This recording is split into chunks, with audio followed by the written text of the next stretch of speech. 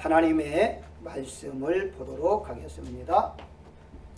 하나님의 말씀은 디모데전서 6장 11절에서 16절까지 말씀을 보도록 합니다. 디모데전서 6장 11절부터 보도록 합니다. 오직 너 하나님의 사람아, 이것들을 피하고 의와 경건과 믿음과 사랑과 인내와 온유를 따르며 믿음의 선한 싸움을 싸우라. 영생을 취하라. 이러려 하여 내가 부르심을 받았고 많은 증인 앞에서 선한 증언을 하였도다. 만물을 살게 하신 하나님 앞과 본디오 빌라도를 향하여 선한 증언을 하신 그리스도 예수 앞에서 내가 너를 명하노니 우리 주 예수 그리스도께서 나타나실 때까지 흠도 없고 책망받을 것도 없이 이 명령을 지키라. 기약이 이르면 하나님이 그의 나타나심을 보이시리니 하나님은 복되시고 유일하신 주권자이시며 만왕의 왕이시며 만주의 주시요 오직 그에게만 죽지 아니함이 있고 가까이 가지 못할 빛에 거하시고 어떤 사람도 보지 못하였고 또 볼 수 없는 이시니 그에게 존귀와 영원한 권능을 돌릴지어다. 아멘. 오늘 본문 11절에 보게 되면 너 하나님의 사람아 라고 말씀했는데요. 하나님의 사람이란 구약적인 개념으로는 하나님이 특별히 사용하시기 위해서 세우신 자를 하나님의 사람이다 이렇게 말을 했습니다. 즉 예를 들어서 모세 또 이제 선지자들 이런 모든 자들이 다 하나님의 사람이라는 칭호를 얻었습니다. 근데 신학적인 개념은 어떤 거냐? 신학적인 개념은 하나님의 모든 자녀를 말하고 있습니다. 한마디로 하나님을 믿고 성령으로 거듭나 하나님의 자녀가 되었다면 이 모든 자녀는 신학적인 개념에서는 하나님의 사람이다 이렇게 말할 수 있습니다. 왜냐하면 성경에 그리스도의 사람, 성령의 사람 이렇게 말을 하거든요. 성령도 하나님이시고 그리스도 이제 하나님이시기 때문에 하나님의 사람 이렇게 우리가 말할 수가 있는 것이거든요. 자, 구약에서 하나님의 사람이라 하는 이제 칭호를 들었던 이제 모세는 5번 이런 말을 들었습니다. 사무엘은 4번을 들었고요. 다윗은 2번, 엘리야는 8번. 가장 많이 들은 사람이 바로 엘리사인데요. 엘리사는 28번이나 하나님의 사람이라는 이제 칭호를 들었습니다. 7절에 오늘 보게 되면 우리가 세상에 아무것도 가지고 온 것이 없고 아무것도 가지고 갈 것이 없기 때문에 우리는 이 세상에 사는 동안에 하나님의 사람으로 살아가야 한다는 것입니다. 다시 말씀드리면 하나님의 사람의 반대는 세상 사람이죠. 세상 사람으로 우리가 산다면 이 세상에서 언젠가는 끝날 텐데 얼마나 억울하게 이렇게 살다가 가겠습니까? 그래서 우리는 하나님의 사람으로 살아가야 할 것이고 또한 하나님의 사람아 라고 하나님이 우리에게 불러주시는 부드러운 음성, 그 음성을 우리가 날마다 들으면서 살아야 한다는 것이거든요. 1절에 보게 되면 11절에 보게 되면 이것들을 피하고 4가지를 말하죠. 또 따르며 12절에 싸우라 취하라 이렇게 말합니다. 자, 하나님의 사람들이 해야 할 일이 무엇이냐 라고 했을 때에 피하고 따르고 싸우고 취해야 한다 라는 말이죠. 자, 오늘은 하나님의 사람들이 어떻게 살아가야 할 것인가에 대해서 몇 가지 은혜를 나누고자 합니다. 가장 첫 번째가 하나님의 사람은 확신을 가지고 살아야 한다는 것입니다.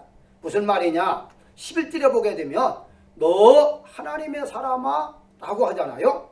우리는 하나님의 사람이라는 확신, 자부심을 가지고 살아가야 한다는 것입니다. 내가 붙여진 이름이 아니라 하나님께서 인증해주는 이름인 대명사. 너는 하나님의 사람이야. 너는 내 자녀야. 이런 대명사, 즉 이런 소리를 들으면서 살아야 할 것이고 그리고 내 자신은 확신을 가지고서 살아야 한다는 것이거든. 이걸 가리켜서 자부심이라고 말하기도 합니다. 바울은 사도라는 칭호에 대해서 많은 논란을 받았습니다. 즉 일부에서는 바울이 사도라는 말은 가짜다. 왜냐? 예수님 당시에 사도 바울이 없었는데 언제 예수님이 사도로 이렇게 인정을 했느냐? 그래서 가짜다. 그렇게 말을 했고, 이 바울은 변명 아닌 변명들을 그에 따라 할 수밖에 없었던 것은, 그래서 바울 서신을 보게 되면 항상 1장 서론에서 이 말을 합니다. 예수 그리스도의 사도된 나 바울은, 혹은 예수 그리스도의 사도된 바울은, 뭐 이런 식으로 항상 먼저 예수님께서 세우신 것이다, 내가 한 것이 아니다, 이것을 강조하고 서신에 글을 쓴 것을 볼 수가 있습니다. 무슨 말입니까? 사도라고 말하는 것은 내가 지어낸 것이 아니고 예수님께서 사도라고 나에게 이제 인정해 줬다. 그래서 내가 예수님의 사도다 라고 지금 말하고 있는 것이거든요. 이와 같이 바로 직접적으로 예수님 앞에 제자들과 함께 사도로 인정을 못 받았지만 그러나 예수님을 만났잖아요. 담에서 도상에서 이제 예수님을 만난 다음에 그 다음에 자기는 사도가 되었다는 자부심을 가지고 열심히 사는 것처럼 우리들은 자부심이 필요하다는 겁니다. 이런 확신이 필요하다는 것입니다.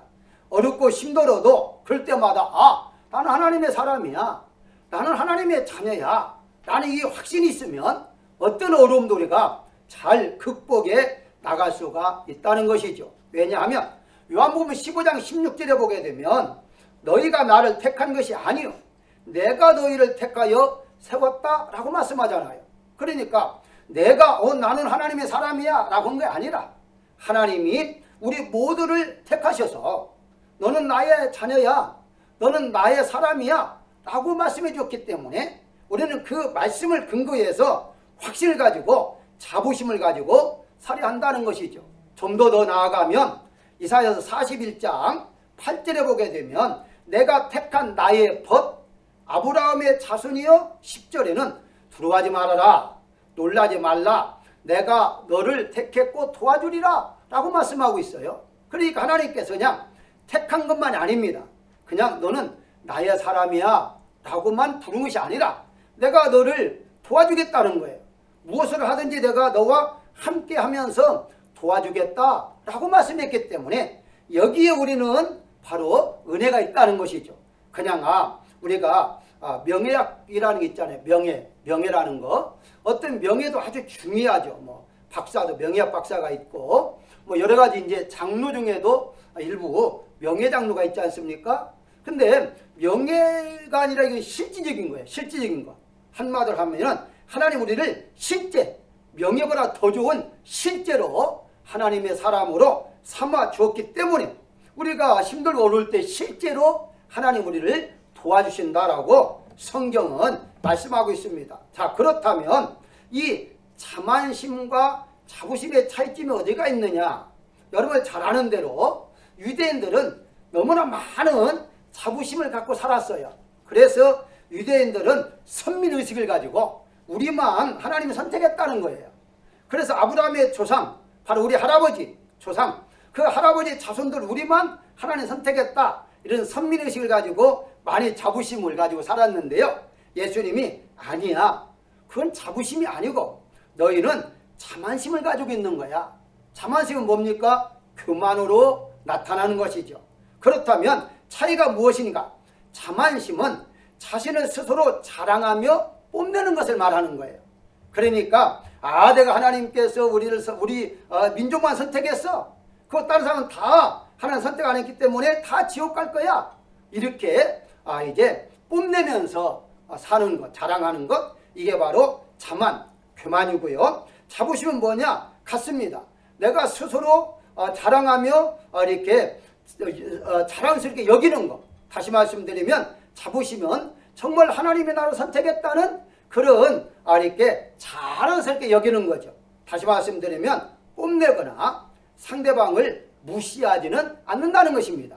그래서 하나님 나 같은 죄인을 이렇게 선택하셨구나, 너무너무 감사하구나, 이런 마음을 가지고 이렇게 살아가는 것, 그게 바로 자부심이다 라고 말할 수가 있는데요. 요한복음 8장 44절에 보게 되면요, 예수님께서 이렇게 분명하게 유대인들의 기준을 말을 했어요. 유대인들이 자신들이 최고다고 하니까 독사의 자식들아 라고까지 말했잖아요. 그러면서 결론을 어떻게 이제 예수님이 말씀했느냐면, 너희는 아버지는 마귀다. 너희 아버지가 마귀다. 한마디로 너희는 하나님이 선택한 백성이 아니야 라고까지 아주 신랄하게 비판하는 것을 볼 수가 있습니다. 무슨 말일까요? 정말 하나님이 나를 선택해 주셨어라는 확신 가지고 자부심으로 살아가는 것과 바로 그런 이제 마음은 아닌데 그냥 겉모양만 그저 혈통 찾고 이렇게 그런 정통적인 찾으면서 그것만 가지고서 말을 하게 되는 것은, 그것은 자만심이다 라고 말할 수 있죠. 그렇기 때문에 예수님이 분명히 지적하기를, 자, 너희는 아브라함 형통을 했지 않느냐? 아브라함이 자손하게 했는데 거슬러 올라가 보자. 그 올라가 봤더니 너희 아버지가 마귀였다. 이렇게까지 말하고 있는 거예요. 그게 너희는 아니라는 거예요. 결국 무엇을 의미하죠? 우리가 진정한 하나님의 사람이라 라고 인정을 받는다는 것은 교만하거나 자만하는 것이 아니라 바로 겸손한 마음으로 감사하면서 우리가 살아갈 때에 그게 바로 자부심이다 라고 말씀을 드릴 수가 있죠. 다윗은 매 순간마다 매일매일 죽음의 위협을 받으며 살았지 않습니까? 그럴 때마다 어떤 고백을 했습니까? 우리가 너무 잘 아는 대로 시편 23장 1절이 이렇게 말하잖아요. 여호와는 나의 목자시니 내게 부족함이 없다 라고 출발을 해요. 그리고 4절에서 내가 사망의 음침한 골짜기를 다닐지라도 해를 두려워하지 않는다 라고 말하잖아요. 뭘 말하죠? 그들과 막 대적해서 싸우질 않았습니다. 내가 최고다 하질 않았어요. 그러면서 하늘을 바라보면서 너희가 나를 죽이려고 한다 할지라도 나는 나의 여호와는 나의 목자야.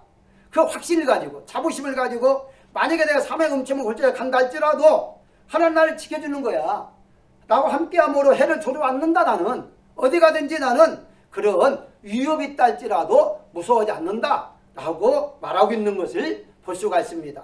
그렇습니다. 사랑하는 여러분들, 분명한 것은 지금 현재 얼마나 어렵습니까? 전 세계적으로 어렵고 힘들 때에 한 가지 분명히 기억하십시다. 그게 뭐냐면 여러분들은 하나님의 사람이라는 확신을 가지시기를 주의 이름으로 축원합니다. 두 번째는 하나님의 사람은 사명을 감당하면서 살아야 한다는 것입니다.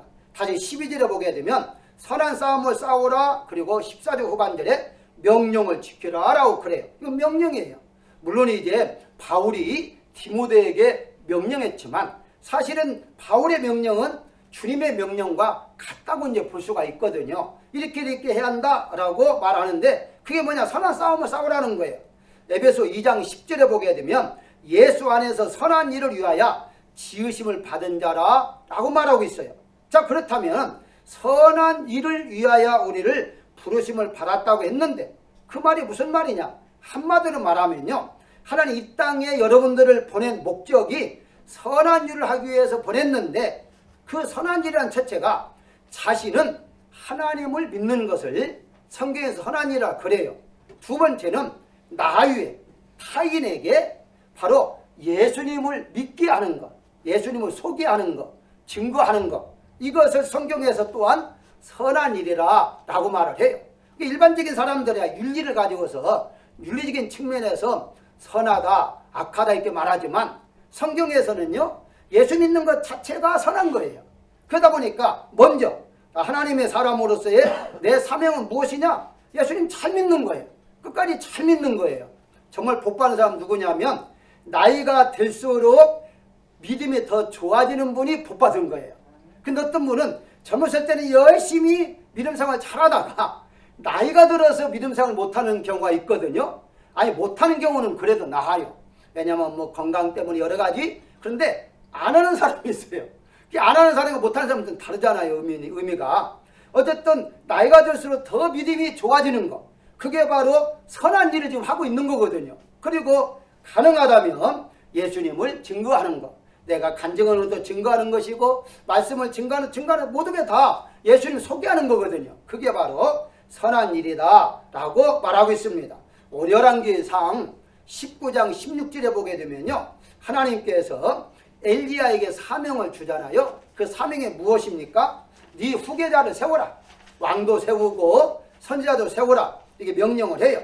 그래서 너는 엘리사에게 기름을 부어 너를 대신하여 선지자가 되게 하라 라고 말씀하신 그것을 전달하기 위해서 엘리야가 엘리사에게 갔습니다. 그때 엘리사는 뭐하고 있었느냐 하면 일하고 있었어요. 일하고 있는데 자기의 겉옷을 벗어가지고 던져줬어요. 그 말은 무슨 말이냐, 너는 지금부터 일은 그만하고 내 제자 되라 라고 좀 말하는 것이거든요. 자, 여기 한번 생각해 볼까요? 지금 엘리야는 하나님 음성을 들었습니다. 그러다 보니까 엘리사한테 가서 제자가 되라 라고 분명히 말할 수 있지만 엘리사 입장에서는요, 전혀 듣지를 못한 거예요. 난 내 일하고 있는데 난 내 선지자가 와가지고 너 내 제자가 되라 하니 얼마나 황당하겠어요. 자, 다시 한번 보겠습니다. 지금 현재 엘리사가 지금 밭에 일할 때요, 성경에 보게 되면 12결이라고 말을 해요. 결이라는 단어를 하다 보니까 요즘 젊은 사람들 잘 이해를 못해요. 영어에 보게 되면 영어는 이제 잘 나와 있는데 이걸 오늘날로 번역한다면 쌍이라고 번역하면 돼. 한 쌍. 그러니까 이 한 결리가 두 마리다는 거예요. 두 마리. 한 쌍이에요. 그러니까 12결리로 밭을 갈고 있으니까 밭도 엄청 컸을 뿐만 아니라 지금 12결리니까 24마리가 지금 밭을 한꺼번에 갈고 있어요. 그 중에 12번째에 마지막에서 갈고 있는 사람이 바로 엘리사였어요. 자, 여기에서 우리가 한 가지 유추해 볼 것이 있는 것이 무엇이냐? 첫 번째가 24마리, 즉 12쌍으로 밭을 갈고 있었다고 한다면 부자라는 것이죠. 한 마리만 가지고 해도 얼마나 이제 소가 있다는, 당시 소가 있다는 대단한 것 아닙니까? 그런데 12결의로 한꺼번에 밭을 갈고 있다 하는 것은 부자라는 얘기예요. 그러면 지금까지 엘리사는 편하게 살았다는 거예요.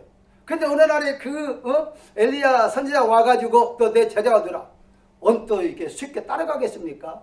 아니, 지금 편안하게 부자로 잘 살고 있는데 그 한마디 했다고 해서 자기 응답도 없는데 어떻게 따라갈 수가 있느냐는 거죠. 그런데 성경에 보게 되면 따라갔어요. 그게 복이에요. 하나님께 여러분들을 부를 때에 여러 가지 모양으로 불렀습니다. 뭐 병이 들어서 부른 사람도 있고요, 또 이제 친구를 통해서 전도받아서 부른 사람이 있고 여러 가지 있지만 그때 한 번에 그 말씀을 듣고서 예수 믿는 사람, 그게 복이에요. 그런데 이제 어떤 분은 여러 번 얘기해도 듣지 않고 끝까지 예수 믿지 않는 사람도 있잖아요.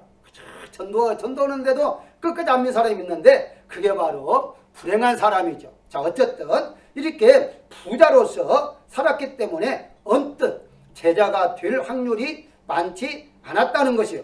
그 다음에 이제 보게 되면 밭에서 이렇게 부자니까 일을 하지 않아도 되잖아요. 그런데 엘리사는 일을 같이 했어요. 마지막 있는 이제 12결의를 잡고 이제 그 밭을 갈고 있었어요. 뭘 말하죠? 그 정도로 성실한 사람이었다라고 볼 수가 있어요. 이게 성실하게 지금 자기 뭐 이제 놀아도 되지만 함께 일을 한다는 것 자체가 아주 중요하잖아요. 그 자기 한 일이 있는데 지금 그거를 하지 말고 가야 한다는 거 쉽지 않잖아요.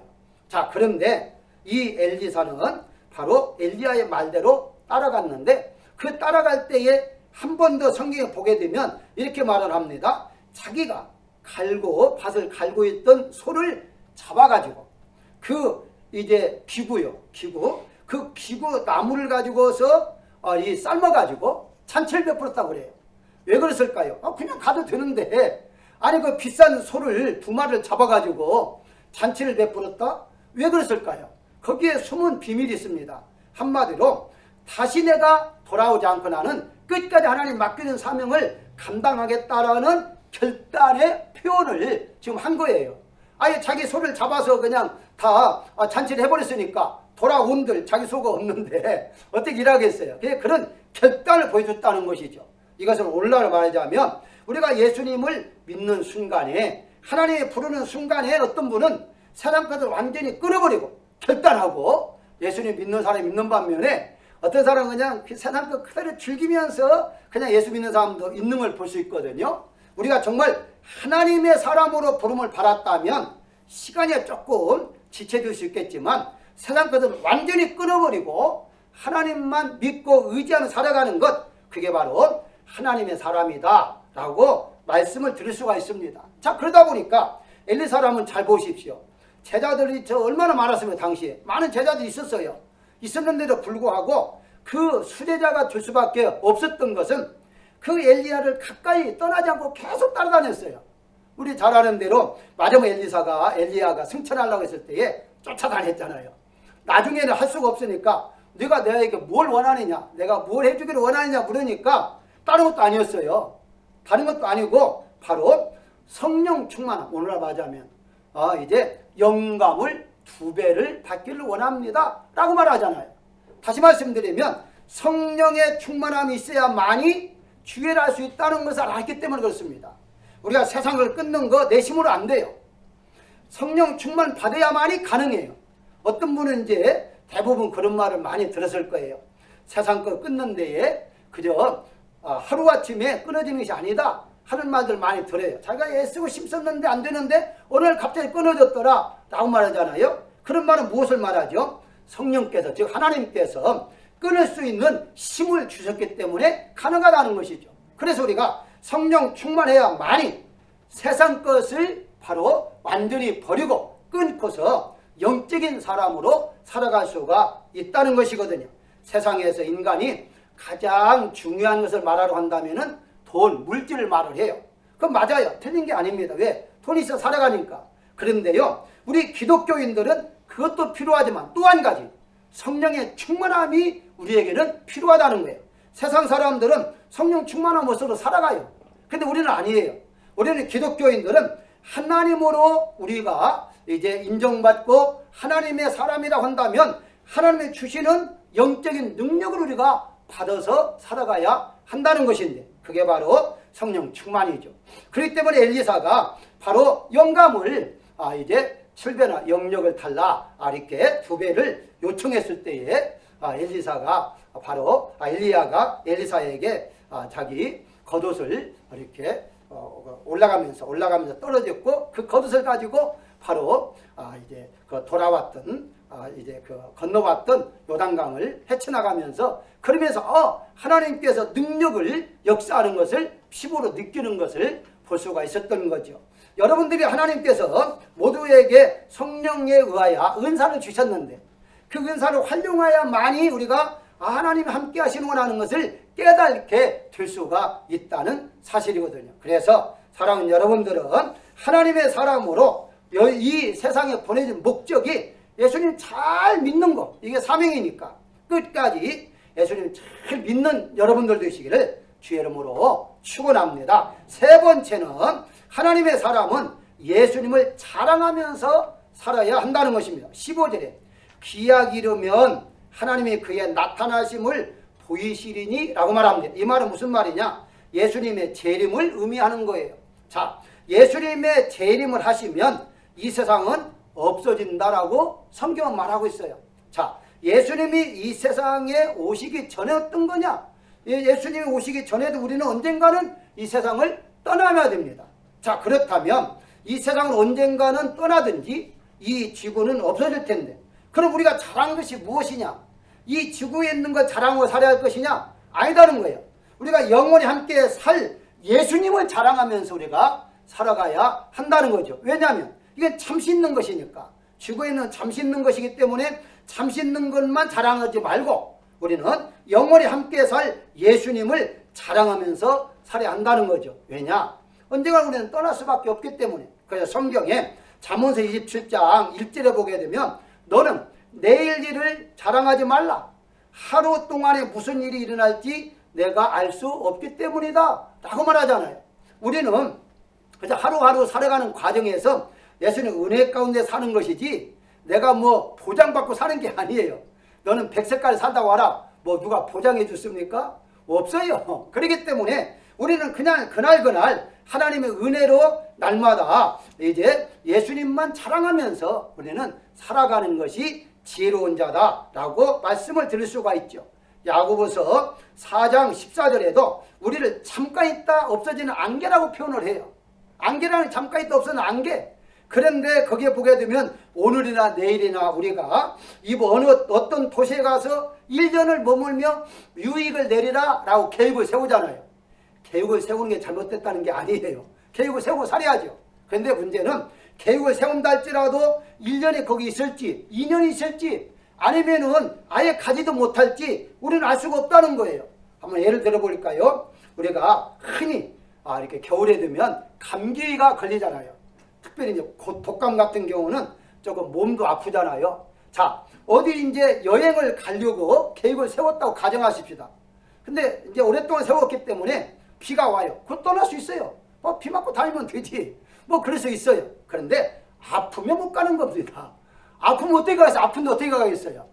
이제 누구 약속했다 할지라도요. 내 몸이 아프잖아요. 그러면은 만날 수가 없는 거예요. 그것이 바로 내일 일에 대해서는 모르는 거지. 우리는 감기밖에 들지 않았는데도 우리가 감기하면 병으로 취급도 않잖아요. 그럼에도 불구하고 우리가 꼼짝 못하는 게 감기 때문에도 우리가 계획을 이제 약속을 지키지 못할 때가 있더라는 거예요. 그게 바로 우리의 인생이고 그게 바로 우리의 연약함이라는 사실을 우리가 알아야 한다는 것이거든요. 이게 바로 내일 일을 모른다는 것이죠. 그 때문에 우리는 항상 하나님의 사람은 자랑하는 것이 무엇이냐? 세상 것도 자랑해도 괜찮아요. 그렇지만 정말 자랑할 것은 예수님만 자랑하다가 주님이 부르시는 그날에 우리가 가는 것이 가장 지혜로운 사람이요. 그 사람의 말로 하나님의 사람답게 사는 것이다 라고 말씀을 드릴 수가 있는 것입니다. 성경에 보게 되면 에레미야서 9장 23절에는요. 지혜로운 자는 그 지혜도 자랑하지 말라고 그랬어요. 용사는 그 힘도 자랑하지 말라고 그랬어요. 세상 것은 자랑할 것이 없다 이 말이거든요. 그런데 바울이 고백하잖아요. 갈라디아서 6장 14절에 나는 주에서 십자가 위에 헬고 자랑하지 않겠다. 십자가는 자랑했잖아요. 예수님은 자랑했잖아요. 그게 바로 하나님의 사람들이 날마다 살아가는 모습이다 라고 볼 수가 있습니다. 사랑하는 여러분들, 남편 자랑하시고 아내 자랑하시고 자녀도 자랑하십시오. 그러나 정말 중요한 것은 예수님 자랑하는 것이 정말 중요하다는 사실을 우리가 알아야 할 것입니다. 마지막으로 하나님의 사람은 영적인 것을 추구하면서 살아야 하는 건데요. 12절에 영생을 취하라. 이를 위하여 내가 부르심을 받았다라고 그래요. 영생을 취하라? 아니 받았는데 왜 영생을 취하라고 했을까? 다른 말로 말하면 영생을 지키라 해도 똑같은 말이에요. 다시 말씀드리면 우리는 하나님께 선물로 받았다면 지켜야 하잖아요. 믿음을 선물로 받았어요. 믿음을 지켜야 하잖아요. 지키는 책임은 나에게 있는 거예요. 주신 분은 하나님이 주셨지만 받은 이후부터는 나에게 책임이 있는 거예요. 여러분들 우리 잘 아는데 미국에서는요. 특별히 자동차를 많이 렌탈 하잖아요. 렌트해서 사용하는데요. 여러분들이 렌트할 때 내 것이 아니잖아요. 그러면은 내가 관리를 잘해야지 잘못하면 내가 그것을 다 고쳐내야 해요. 마찬가지로 하나님이 주셨다고 하지만 관리는 내가 하는 것이다. 그렇다면 결국 무엇이냐? 내 자신이 영적인 사람이 되지 아니하면 아무것도 아니라는 사실을 우리가 알아야 한다는 것이죠. 무슨 말이냐? 교회에서 직분을 받고 열심히 봉사하고 선교도 하고 전도를 한다 할지라도 자신이 구원을 받았다는 확신이 없다면 의미가 없는 거예요. 자신이 영적인 사람이 아니다고 할 때는 아무 의미가 없다는 거예요. 다시 말씀드리면 하나님이 우리를 부를 때에 영사람을 새 사람을 불렀잖아요. 새 사람이 됐다고 했잖아요. 영의 사람이거든요. 근데 영의 사람으로 내가 확신을 가지고 살지 아니한다면 의미가 없는 거죠. 심지어 목사님 중에서도 이단에 빠진 사람도 있잖아요. 왜 그럴까요? 이 사람들은요 영적인 확신이 없어서 그래요. 영의 사람이 아니기 때문에 그래요. 정말 영의 사람이라면 그 사람이 왜 분별을 못할까요? 성령 은사 중에는 분별 은사가 있잖아요. 저건 이단인데 잘못됐는데 이렇게 분별할 수가 있는데 분별을 못한다는 말은 바로 영적으로 충만하지 못하다 이렇게 우리가 볼 수가 있는 것이거든요. 고린도후서 13장 5절에 바울이 이렇게 말합니다. 너희는 믿음 안에 있는가? 너희 자신을 시험하여 너희 자신을 확정하라 그래요. 만약에 너희 안에 예수님이 계신 줄을 스스로 알지 못하면 이제 너희는 버림받은 자다라고 말합니다. 결과서는 예수님이 내 안에 계신다는 말은 내가 영적인 사람이라는 것이거든요. 그러니까 우리가 살아가는 데 있어서 육의 사람이 아닌 영의 사람으로 살아가야 하는 것, 이게 바로 마지막 여러분들에게 말씀을 드릴 수가 있는데요. 바로 이런 사람을 가리켜서 쓰임받고 버림받는다라는 표현을 합니다. 무슨 말입니까? 우리 잘 아는 가룟 유다, 예수님 배반했잖아요. 근데 배반의 전 어떻습니까? 제자였어요. 더군다나 제자들의 살림을 이렇게 도맡아서 하는 재정부의 일을 했습니다. 상당히 인정받은 사람이에요. 그런데도 불구하고 그가 버림을 받을 수밖에 없었던 것은 책임이 누굽니까? 자기의 책임이죠. 예수님께 그렇게 버린 것이 아니에요. 그럼 무슨 말이냐?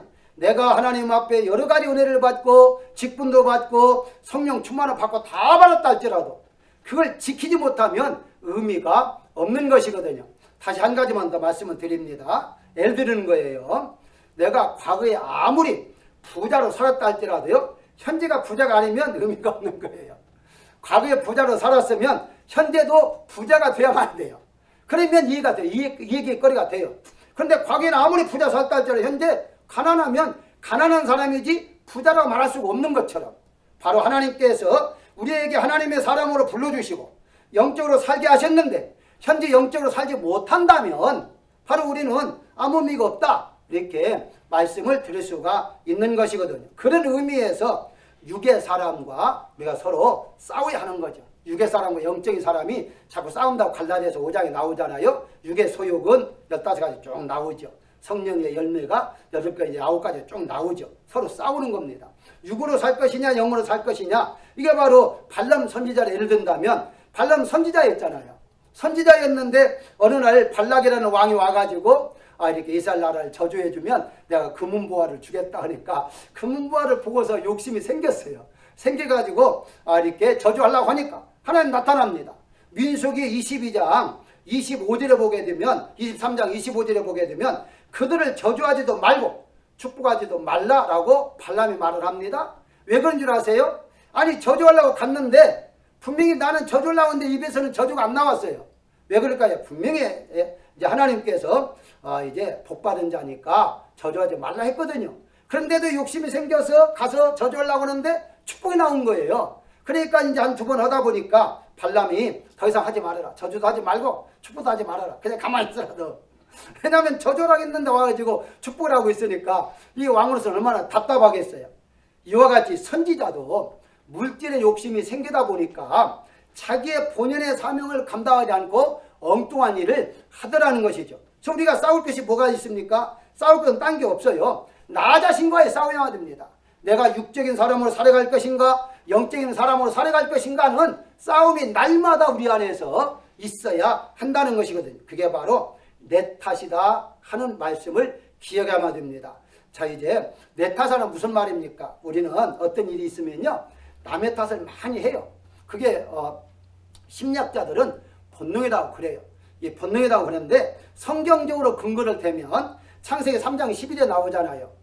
아담이 왜 이거 먹었느냐 하나님 그러니까 하나님께서 지어주신 아내가 먹으라고 해서 먹었나이다 그러잖아요. 전 아내라고 했지만 거기에는요 여자라고 그래요. 여자. 아내라고 말도 안 씁니다. 여자가 그러면서 아내 탓을 하면서 동시에 하나님도 탓합니다. 하나님이 지어서 나에게 준 그 여자, 그러니까 하나님까지도 원망하고 있는 거예요. 탓하고 있는 거예요. 이게 인간의 본성이라는 것인데, 그래서 우리 기독교인은, 즉 특별히 하나님의 사람은 어떤 경우라도 어떤 어려움과 문제가 있을 때 내 탓이다 라고 말을 해야지, 다른 상대방의 탓이라고 한다면 그래서 하나님의 사람이라는 자격이 없다 라고까지 말씀을 드릴 수가 있어요. 하나 더 말씀드리고 마치겠습니다.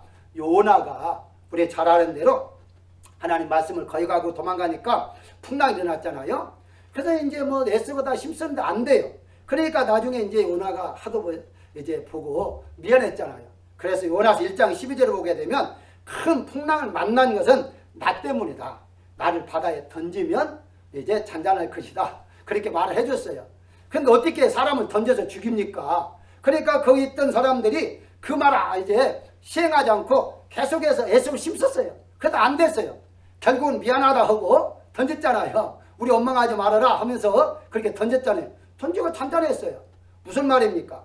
요나가 바로 이 풍랑을 만나고 난 다음에서 어려움을 만나고 다음에서 이것은 나의 문제였구나, 다른 사람의 문제가 아니었구나 하는 것을 깨닫고서 이런 고백을 할 수가 있었던 것이죠. 바로 그렇습니다. 결론적으로 말씀을 드린다면 믿음 생활을 하는 과정 속에서도 어렵고 힘든 문제가 있습니다. 기도가 약해서 이제 믿음이 약해서 그래서 올 수도 있겠습니다만은, 그러나 모든 것은 나에게 하나님께 은혜를 주시기 위한 하나님의 방편이다 라고 우리가 생각하면서 더 엎드려 기도한다면, 엎드려 하나님 가까이 간다면 그 어떤 문제도 해결될 뿐만 아니라 그 문제를 극복해 나갈 수가 있다는 사실입니다. 예수님께서 누가복음 17장 32절에 이렇게 말합니다. 노새철을 기억하라 라고 말을 해요. 말세가 될수록 우리는 노새철을 기억하면서 살아야 하는데, 노새철 여러분 잘 아는데 어떻습니까? 아니 그 은근 보화가 다 가득 있는 그 도시를 떠나니까 얼마나 아까우니까 되돌아보는 순간에 소금 기둥이 됐잖아요. 잘 때 되돌아보지 말아라 했는데 되돌아보는 순간에 이렇게 소금 기둥이 된 것처럼 노새철을 생각하고 절대 말세가 될수록 세상에 파묻혀 살지 말아라. 하나님만 바라보고 살아라. 왜? 너는 하나님의 사람이기 때문이다 라고 말씀하고 있습니다. 사랑하는 여러분들, 하나님 분명히 약속했습니다. 시편 37장 25절에 내가 어려서부터 늦게까지 의인이 버림당하거나 그 자손이 걸시감을 보지 못했다 라고 말합니다.